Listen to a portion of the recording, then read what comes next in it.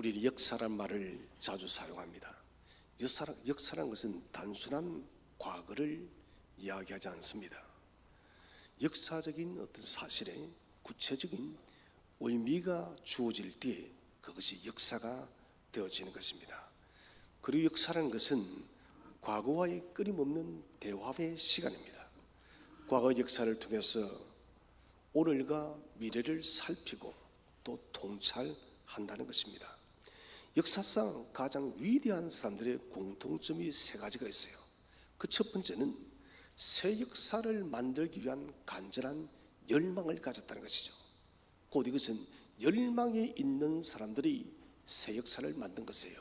두 번째는 미래에 대한 안목입니다. 오늘과 과거만 바라보는 것이 아니라 내일에 대한 미래를 볼 수 있는 눈이 있다는 것이에요. 세 번째는 그 미래를 위해서 대가를 지불했다는 것입니다.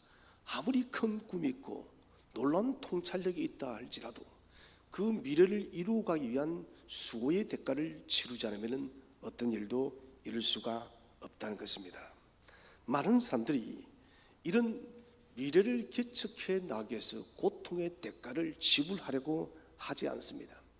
새로운 것을 만든다는 것은 힘겹고 어려운 일이기 때문에 그렇다는 것입니다. 그러나 우리는 무엇인가 새로운 것을 만들기를 원한다면 반드시 대가를 치러야 됩니다. 그래서 오늘과 과거에 대해서 우리는 단절을 할 수 있어야 돼요. 내가 지난 과거에 어떤 업적을 쌓았다 할지라도 우리는 그것에 대해서 굿바이라고 인사할 수 있어야 되는 거예요. 지나간 것에 대해서 미련을 두지 말고, 지나간 것에 대해서 매달리지 말고 이제 오늘과 우리에게 주어진 내일의 미래를 향해서 또다시 목표를 세우고 달려가야 한다는 것입니다. 오늘 우리가 첫 번째 주제로 생각할 것은 룻이란 여인이에요. 이 사람은 대체 어떤 여인인가? 룻은 이스라엘과 아무런 관계가 없는 사람이에요. 그는 이방 땅 모압의 여자입니다. 이방 사람인 것은 하나님의 구원과는 아무런 관계가 없는 사람이에요. 모압 땅에서 그는 자신의 남편을 만났어요. 자기가 결혼할 때는 시아버지도 있었고, 그리고 위에 손이 사람도 있고, 남편도 있고, 시어머니도 있고, 그리고 경제적으로도 굉장히 부유했습니다. 그런데 어느 날 경제적으로 힘든 상황이 찾아온 것뿐만 아니라 시아버지가 세상을 떠나고 그의 남편과 또 그의 손이 사람까지도 함께 모두 세상을 떠나버렸다는 것입니다. 그게 남은 것은 가난과 늙은 시어머니 나오미밖에 없었습니다. 자, 이런 상황과 환경이라면은 그녀는 젊고 아름답기 때문에 모압 땅에서 재혼을 하는 것이 훨씬 더 현명하고 지혜롭다는 것이죠. 그런데 이 룻은 그렇게 하지를 않았습니다. 시어머니 나오미를 붙들고, 그 사실 무슨 힘이 있어요? 나오미를 붙들고 그는 그의 시어머니의 고향인 예루살렘으로 왔습니다. 자, 문제는 그곳에 재산이 없습니다. 집도 없습니다. 다 팔고 그들은 이민을 갔기 때문에 고국으로 돌아왔지만은 겨우 그들이 잘 수 있는 좁은 공간 외에는 아무것도 없었다는 것이에요. 룻이란 여인이 이런 의미 없고 목적 없고 꿈이 없는 비전이 없는 이 예루살렘으로 돌아올 수 있던 그 중요한 이유 중에 하나는 하나님에 대한 믿음이었어요. 오늘의 이 삶이 아무리 고통스럽고 힘겹고 소망이 없다 할지라도 내 시어머니 나오미를 통해서 내가 배웠던 그 믿음에 의하면은 하나님의 은혜의 날개 아래에 가면은 누구든지 하나님께서 반드시 구원해 주시고 도와주신다는 그 믿음을 가졌다는 것입니다. 그래서 룻이란 이 이방 여인은 다른 어떤 것은 차지할지라도 믿음을 붙들 줄 아는 그런 여인이었습니다. 자기가 알고 있는 그 신앙적 그 지식을 참된 믿음으로 만들고 참된 신앙으로 만들고 자기의 삶 속에 적용하고 실천할 줄 아는 여인이 바로 룻이었습니다. 눈앞에 보이는 좋은 것을 버리는 것은 쉽지 않아요. 아주 간단합니다. 그의 시어머니를 버리고 고향 땅으로 돌아가면 그 고향 땅에는 자기의 부모가 있고 그는 다시 제가해서 좋은 남편을 만나면 된다는 것이에요. 그러나 룻은 이 길을 버렸습니다. 정반대의 길을 택했다는 것이에요. 고통스러운 길을 택했다는 것입니다. 이 고통스러운 길을 선택하면서 룻은 이런 마음을 가졌습니다. 하나님께서 반드시 나와 나의 어머니의 인생 속에 새로운 일을 역사하실 것이다. 여러분, 이것은 굉장히 중요합니다. 우리는 우리 속에 역사하실 하나님의 새로운 일들을 기대하시기를 바랍니다. 나는 아무런 소망이 없어, 이런 이게 아니라는 거예요. 사실 나는 소망이 없다 할지라도 하나님께서 저와 여러분의 마음속에 삶속에 터치한다면 새로운 일들이 창조될 줄로 믿으시길 바랍니다. 이 사실을 우리가 붙들어야 된다는 것입니다. 인간의 판단과 기대로 룻은 자기의 미래를 바라보니 성공할 수 있는 확률이 없어요. 1%의 성공의 확률도 룻에게는 보이지 않았다는 것입니다. 그의 시어머니에게는 아들이 없습니다.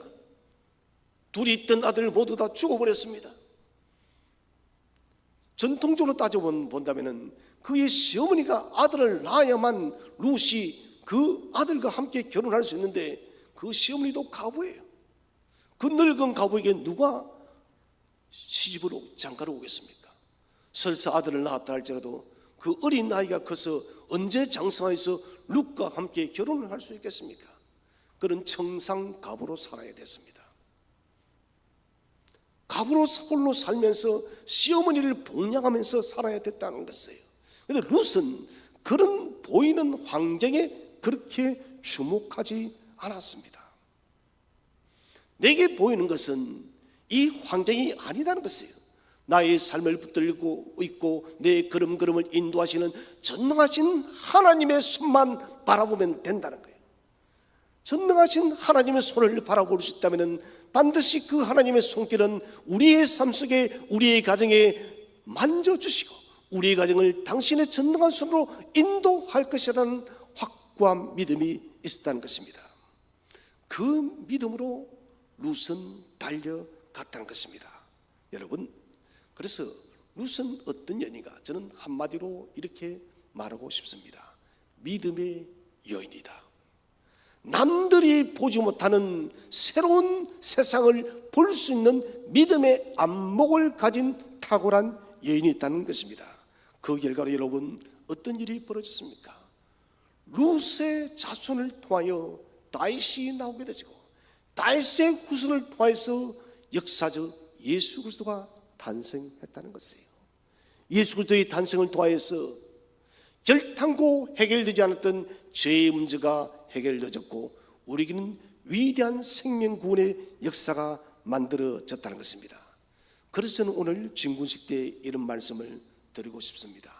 우리의 자금과 우리의 힘겨움과 우리 교회의 수고로움들이 이런 많이 있습니다. 또한 쫓기는 우리의 가정과 우리의 직장과 우리의 삶의 현장에도 수고로움과 힘든 것들이 여러분 많이 있습니다만은 그러나 여러분 그 보이는 환경 때문에 주저앉지 마시기를 바랍니다. 주저앉고 싶을 때마다 하나님을 바라보자는 것입니다. 참된 역사를 이루어 나가시는 하나님의 그 위대한 꿈들과 위대한 비전을 향해서 우리가 눈을 돌려야 된다는 것이에요. 그래서 우리가 기도할 것은 하나님 환경이 바뀌게 해주세요. 이 기도를 여러분 하지 마십시오. 세상 사람들이 달라지기를 기도하지 말라는 거예요. 그럼 무슨 말일까? 내가 변하면 됩니다. 내가 하나님의 사람, 내가 믿음의 사람으로 변화되어질 때 하나님은 역사할 줄로 믿으시길 바랍니다. 우리 한번 같이 한번 인사합시다. 내가 달라지면 됩니다. 여러분 정말 그래요. 내가 변하면 된다는 것이에요. 그렇기 때문에 오늘의 우리에게 주어진 상황과 환경이 작든 크든 어렵든 쉽든 이것은 사실 본질적인 문제가 전혀 될 수가 없다는 것입니다. 내가 변화해서 하나님의 믿음의 사람이 되어질 때 하나님은 저와 여러분의 손을 잡고 하나님의 위대한 역사를 펼쳐갈 줄로 믿으시기를 바랍니다. 두 번째 주제는 룻은 절망의 현실에서 어떤 결심을 했을까요? 간단하게 한번 살펴보겠습니다. 룻의 신분은 좀 전에 말씀드렸다시피 이방 여인이에요. 이방 여인이 예루살렘으로 유대 땅으로 온다는 것은 말 그대로 나는 천대받고 살기로 결심하고 오는 것이에요. 세계에서 여러분 인종에 대한 차별이 지금까지도 가장 강한 나라가 유대 나라입니다. 우리가 성지순례를 가면 여러분 그 사람들이 우리를 어떻게 바라볼까요? 여러분 죄송하지만 그들은 우리를 바라볼 때 개나 돼지처럼 바라봅니다. 한국의 위상이 여러분 많이 높아졌어요. 여러분 이제 세계 곳곳 어디를 가도 한국 하면은 그 사람들이 우르르 봅니다. 그런데 그 사람들은 그렇게 보질 않아요. 우리뿐만 아니라 어떤 사람들이 찾아와도 그들은 자신보다 아주 낮은 저주받은 사람으로 취급한다는 거예요. 그때도 그랬고 지금도 그렇다는 것이에요. 그렇다면 룻이 유대 땅으로 돌아가게 되어진다면 그녀는 평생 동안 이방 여인이라는 그 딱지를 붙이고 사람들의 손가락질을 받고 살아야 됐다는 것입니다. 무엇보다도 남편이 없어요. 남편이 없다면 고대 사회는 두 가지 선택밖에 없습니다. 하나는 좋은 케이스입니다. 평생 다른 사람의 도움을 받고 구걸해서 살아가는 거예요. 이게 좋은 케이스입니다. 두 번째 케이스는 자신의 몸을 파는 것밖에 없어요. 룻에게는 이 두 가지의 길밖에 없어요. 평생 구걸하면서 거지처럼 살아가든지 아니면은 자신의 몸을 팔아서 생계를 유지해야 된다는 것이에요. 그런 캄캄한 현실을 룻은 누구보다도 더 잘 알고 있었습니다. 그렇지만 룻은 떠납니다. 그의 시어머니 나오미의 손을 잡고 한 번도 가보지 못했던 유대 땅에 발을 디뎠다는 것이에요. 성경에는 기록되어 있지 않지만 룻은 아마도 예루살렘으로 향하는 그 길가 그리고 도착한 조그만 집에서 제일 먼저 한 일은 그렇게 했을 것 같아요. 기도했을 것 같습니다. 하나님 어떻게 할까요? 하나님 오늘 먹을 양식이 없어요. 하나님 나는 모르겠어요. 당신께서 약속하지 않았습니까? 하나님의 은혜를 의지하고 당신의 날개 아래 도움을 구하는 자는 반드시 그 날개로 당신이 덮어주기로 약속하지 않았습니까? 하나님 내 걸음을 인도해 달라고. 절망하지 않았다는 거예요. 그리고 그는 무작정 길을 나섰습니다. 고대에는 추수를 하다 보면은 보리를 추수하면은 밀이나 추수하면 그 이삭 잘라서 좀 남겨둡니다. 왜 남겨두냐면은 가난한 사람들, 오늘 이 가부나 생계적 능력이 없는 사람들이 가져갈 수 있도록 배려를 하는 거예요. 룻은 어느 밭으로 가야 될지 알 수가 없습니다. 모두가 이런 낯선 유대인들에 바치고 그가 아는 사람은 단 한 명도 없어요. 그런데 하나님은 참 신비로웠습니다. 룻을 우리가 알다시피 보아스의 밭으로 인도합니다. 보아스는 사람은 룻의 집에 기업을 살릴 수 있는 유일한 사람이었습니다. 나오미의 먼 친척이었기 때문에 만약에 이 보아스라는 사람이 룻과 결혼하게 되어진다면 나오미의 집안 전체가 일어날 수 있는 키를 가지고 있는 사람이 보아스였습니다. 하나님은 신비롭게도 그 보아스의 밭으로 룻을 인도했다는 것입니다. 사랑하신 성도 여러분, 하나님께서 저와 여러분의 인생의 걸음을 인도하실 때는 절대적으로 우연은 없음을 믿으시길 바랍니다. 우리의 모든 걸음에는 하나님의 작정과 섭리와 주권적 인도가 있다는 거예요. 우리가 여러분 저 바다 끝으로 간다 할지라도 주님은 우리의 걸음을 인도할 줄로 믿으시길 바랍니다. 아무도 없는 거칠은 광야길에 서 있다 할지라도 하나님은 우리의 걸음을 인도하는 분인 거예요. 이 하나님이 오늘 진구식 예배로 나오는 우리의 모든 걸음도 인도할 줄로 믿으시길 바랍니다. 벌써부터 걱정이 될 거예요. 목사님, 주님, 저는 아는 사람도 없고요, 태진자도 작정하려고 하니 도무지 감도 잡지 못하겠고, 나는 믿음도 그만큼 되지도 않고요, 용기도 없고 태신자를 어떻게 만나야 될지도 자신도 없습니다. 여러분, 그러나 걱정하지 마시기 바랍니다. 우리의 입술과 우리의 걸음을 인도하시는 분은 주 예수 그리스도 있음을 믿으시길 바랍니다. 우리가 결심하면 되는 거예요. 주님, 나는 그렇게 연약하지만 주님 당신의 인도를 믿고 내가 결단하니 하나님 나를 도와달라고. 우리는 사실 룻처럼 모두가 연약합니다. 무기력해요.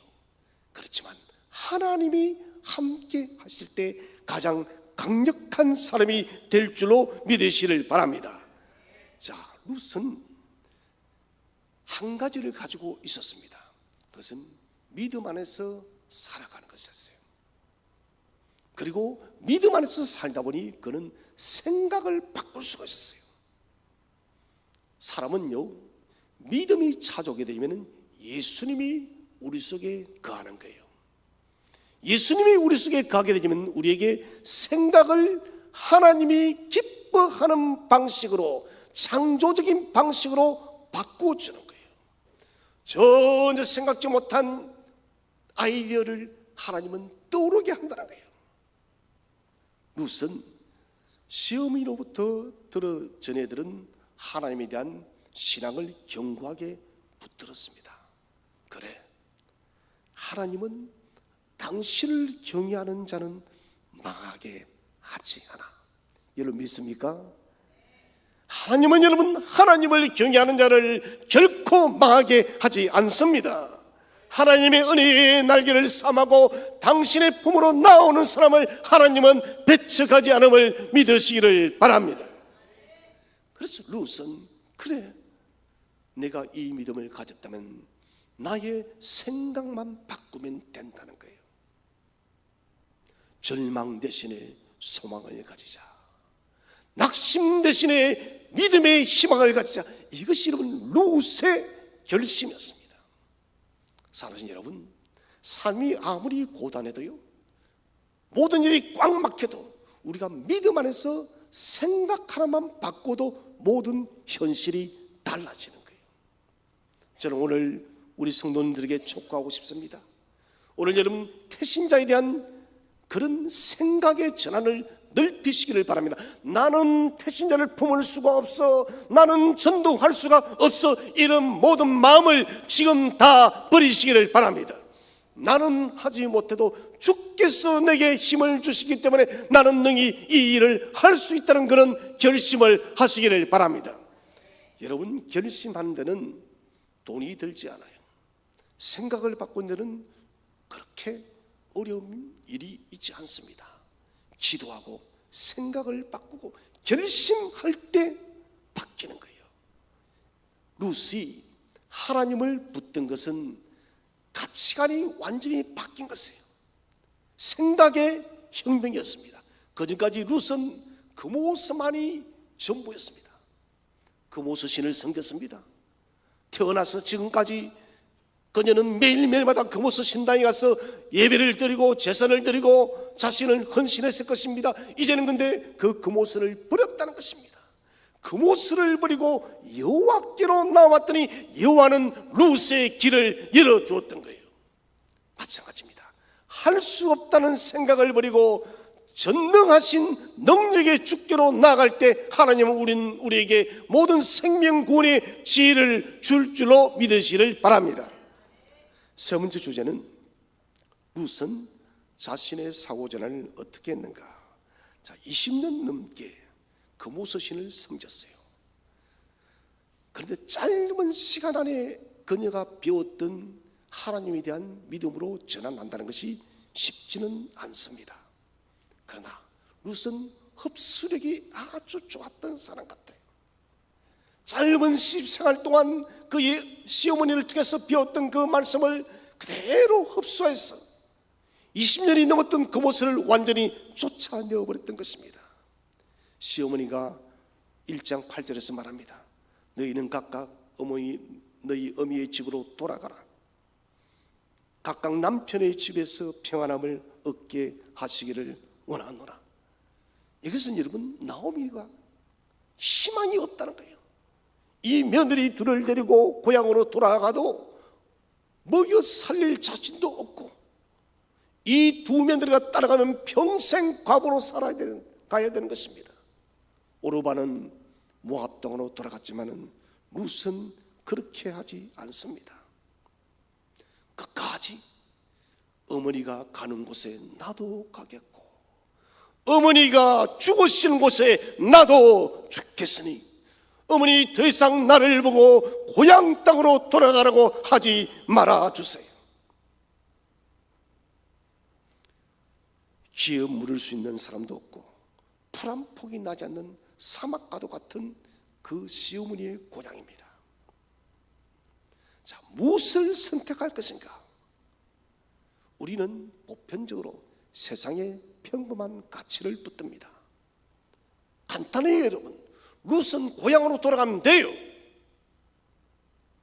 그곳에 들어가면 모든 육신적인 문제들을 다 해결을 받을 수 있습니다.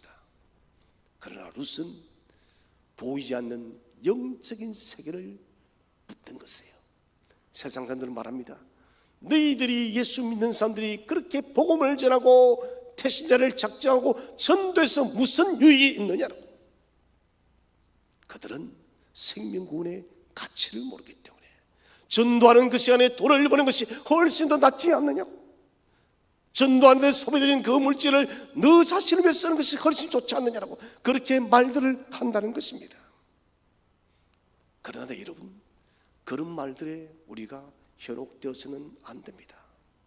그리스도인에게 가장 영광스러운 일 중에 하나는 하나님께서 잃어버린 양을 다시 찾는 가장 중요한 일이에요. 이것보다 중요한 일은 없습니다. 룻은 믿음의 길을 선택했고 길도 없는 벌판에서 새로운 길을 개척해 나가기로 결심했습니다. 그래서 1장 16절에서 어머니께서 가시는 곳에 나도 가고 어머니께서 유숙하시는 곳에 나도 유숙하겠습니다. 어머니의 백성이 나의 백성이 되고 어머니의 하나님이 나의 하나님이 되시리라. 여러분, 그렇습니다. 단순한 효를 넘어서 하나님에 대한 절대적 신앙의 고백입니다. 룻이 바라본 것은 인본주의적 관점 아니라 미래를 믿음의 눈으로 바라봤던 거예요. 살아계신 성도 여러분, 오늘 우리는 세상만 바라보는 눈을 던져버리고 믿음의 눈을 크게 들어서 우리 하나님께서 저와 여러분에게 진실로 원하는 귀한 사명을 발견하시기를 바랍니다. 오늘 룻에게 남은 것은 새롭게 펼쳐질 하나님의 새 역사에 대한 기대와 그리고 비전, 이것이 있는 거예요. 하나님을 붙든 사람은 그런 것입니다. 세상의 소망은 사라지지만은 하나님의 비전을 꿈꾸는 사람은 늘 그런 위대한 꿈들이 우리의 마음속에서 살아나고 있다는 것입니다. 사람은 오늘만 먹고 사는 존재가 아니에요. 오늘이 척박해도 내일을 보는 사람입니다. 과거와 오늘에 붙들려 사는 사람은 아주 좁은 사람이에요. 오늘에 보이는 것에 바둥거리는 사람은 이미 죽은 사람이라는 것이에요. 제가 대학 때 읽은 책 중에 지금도 저는 기억에서 사라지지 않는 것이 헤르만 헤세의 데미안이라는 책이었어요. 저는 그 책을 보면서 많은 충격을 받는데, 지금도 남아있는 문구는 새는 알을 깨고 나온다는 말이에요. 태어나려는 사람은 한 세계를 파괴해야 된다. 여러분, 그렇지 않습니까? 새끼 새가 알을 깨야만 장성하게 자라갈 수가 있다는 것입니다. 그 껍데기를 떼어내지 않으면 자랄 수가 없다는 거예요. 사랑하는 성도 여러분, 우리 교회가 부흥의 역사를 써나가는 이 위대한 역사를 이루어나가기 위해서 우리는 껍질을 깨는 수고를 반드시 해야 되는 거예요. 여러분, 좀 힘들어요. 그렇지만 이 수고는 반드시 해야 됩니다.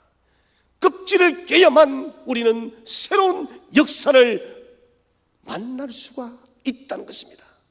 오늘 진구식을 가지는 우리 모든 sem터교회 성도 여러분, 껍질을 깨는 그 수고를 기쁨으로 자원하시기를 축원드립니다. 마지막으로 룻이 믿음의 눈으로 선택한 것은 무엇이고 그 결과는 무엇입니까? 자, 오늘 13절에 보아스가 룻을 아내로 취했습니다. 누구도 예상치 못한 일이 일어난 것입니다. 어떻게 일이 가능했을까요? 우연일까요? 룻이 아름다워서 보아스가 취했을까요? 아닙니다. 하나님께서 예비하였음을 믿으시를 바랍니다. 우리는 아무런 기대를 가지지 않아도 하나님께 맡기고 하나님께 나가면 하나님이 행하신다는 것입니다. 그리고 하나님께서는 어떤 선물을 주십니까? 우리 한번 성경을 읽어보겠습니다. 4장 17절 말씀, 4장 17절 말씀을 다 함께 한번 읽어보겠습니다. 시작.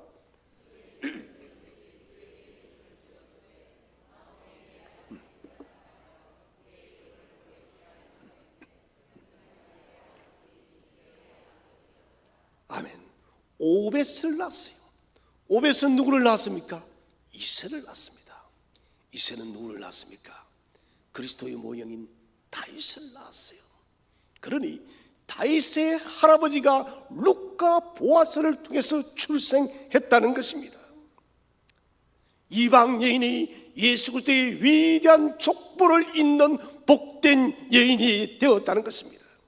한 여인의 귀한 믿음의 헌신이 이렇게 여러분 참으로 세계 역사에서 결단코 지울 수 없는 가장 큰 역사를 만드는 징검다리의 역할을 했다는 것입니다.